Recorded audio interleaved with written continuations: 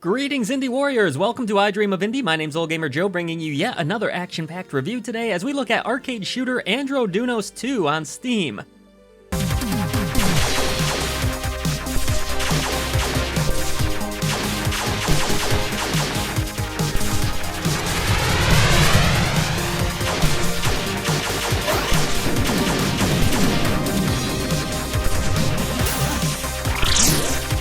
I'm gonna go out on a limb here and say not many of you folks watching owned a Neo Geo AES console. Yeah, $650 USD was indeed a lot of money for a console back then in the 90s. Hell, it's a lot of money now, but for arcade enthusiasts, owning one did mean arcade-perfect ports of games like Andro Dunos, which was perhaps most notable for being the first game created by Visco to appear on Neo Geo arcade machines and the home console. While the game was met with a lukewarm response by critics back in '92, it has gained somewhat of a cult following over the years, and strangely, it's now back all these years later in a sequel, Andro Dunos 2. Folks, I'm gonna be 100% real with you. When I booted up Andro Dunos 2 and I saw some of the gameplay, I played it for a while, I legitimately thought this was a old arcade ROM that came out back in 1994 or something, that it was a follow-up to Andro Dunos, and I just didn't know about it. Well, it is a follow-up, you know what I mean, though. I thought this was an old game, okay? So I'm scouring the internet, I'm looking everywhere to find this Andro Dunos 2,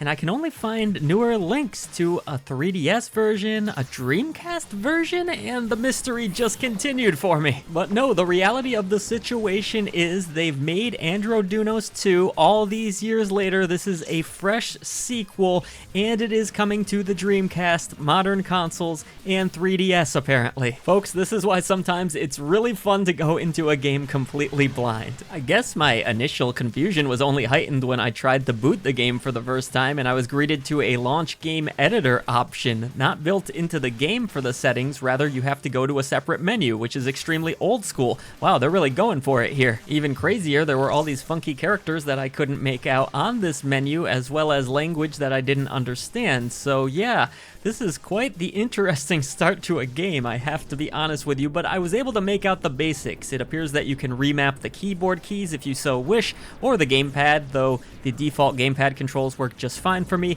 You can toggle full screen or windowed. You can also mess around with a bilinear filter, which I didn't think looked particularly great. I left it off.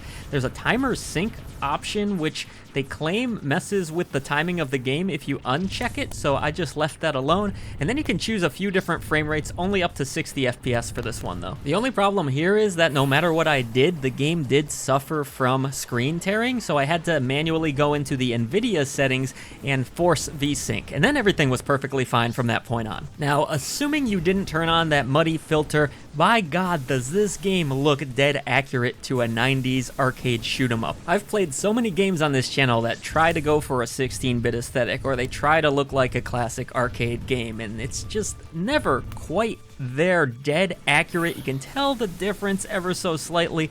This game, I really couldn't. Andro Dunos 2 features 3 difficulty options that you'll find in the in-game options menu. Those are Journey, which is more or less easy, Arcade, kind of your normal setting, and then Android if you're a psychopath and you really want a challenge. But believe me, this game has plenty of challenge as it is. You can also bump up the amount of credits that you can pump in for continues, so you can go, I believe it was up to 9 or so, and you'll probably need all of those when you're starting out. Andro Dunos 2 is very easy to pick up and play control-wise. You have 4 different weapons throughout the game. You can toggle these with the L and R buttons. Some of these weapons will shoot directly forward. Some of them have homing missiles that will go all over the screen and hit enemies. You can also shoot behind you with a certain weapon. I honestly loved toggling between all the different weapons because you do find yourself in certain situations where there'll be a ground enemy and a certain gun works good on them, or an enemy or boss will get behind you and you have to use your back shot in order to hit him in the face. You also have a power shot ability which can be used in short bursts. It will recharge though. These power shots are sometimes screen filling and they do a lot more damage, just as you would expect. Certain items that will appear on screen will also make your guns more powerful from time to time,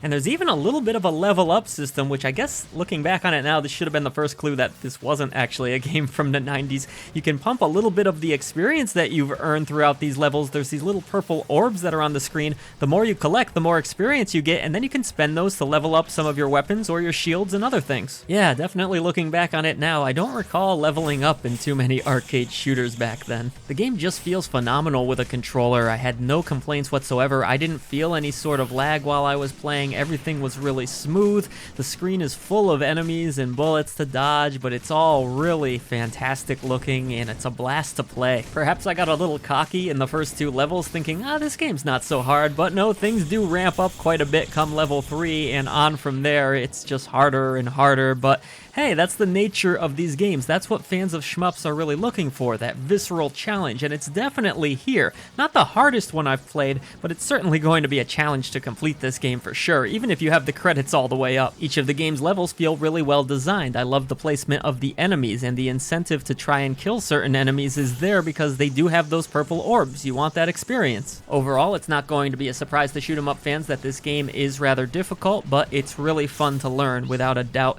And I think I've talked about the graphics enough, but just one more shout out. Wow, just look at how authentic this product looks. I'm still completely blown away that this isn't actually a 1994 release or something. One of the best jobs I've ever seen emulating the look of an arcade game. Screen-filling bosses, massive explosions, and no real annoying flashing lights that make your eyes go crazy. This game looks fantastic. One little knock though, there was a level, I believe it was level 5, that scrolls really fast. That made me a little dizzy, but minor complaint. Oh, I didn't even talk about the soundtrack yet, which is just phenomenal. Composed by Alistair Brimble. These are some synthy masterpieces, pulse-pounding, hard-hitting tracks with a great rock tone to them. Very synthy sounding, but absolutely incredible. And just as the game emulates the look of an old arcade shoot-'em-up perfectly, it does the same in the sound department. Very crunchy, very satisfying, big explosions that sound wonderful with an awesome, hard-hitting soundtrack. The biggest negative I could find, and this is a head scratcher,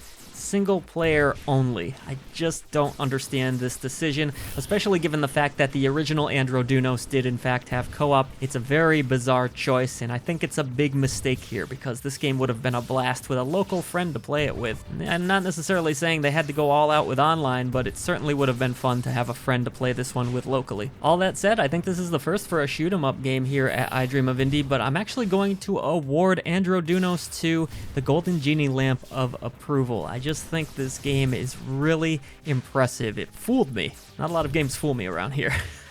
The action feels great at 60 frames per second. There's some really fun boss fights. The visuals are mind-blowing. I love them. I thought it sounded great throughout.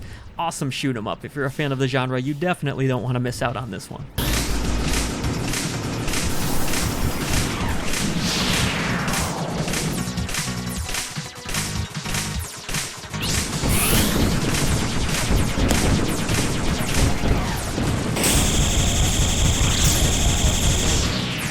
I would be honored to ride the yellow cherry into battle with these brave indie warriors and legends that support our channel through channel memberships. Thank you to Indie Warriors, Bill T, Christian Cruz, Cavallo, Adriana Amato, CJR, Julian Colbus, Jesse, CPM, Ray Lynn, Marky Min, Dave Hart, Peekaboo, Lex Noyle, PSC, Carmine Red, King of the Hatch, Blue Francis 14, and our brave indie legends, Jen Rose, Larkison, Mitchell Hall, Eric Peach, Skepticism, C. Coyle, Nathan Moore, and Chris Jackson. Thank you so much for everything that you do for independent developers, publishers, and for I Dream of Indie. Everybody else, head down to that description box below. Let's defeat the gaming echo chamber and bring a voice to the voiceless ones in gaming.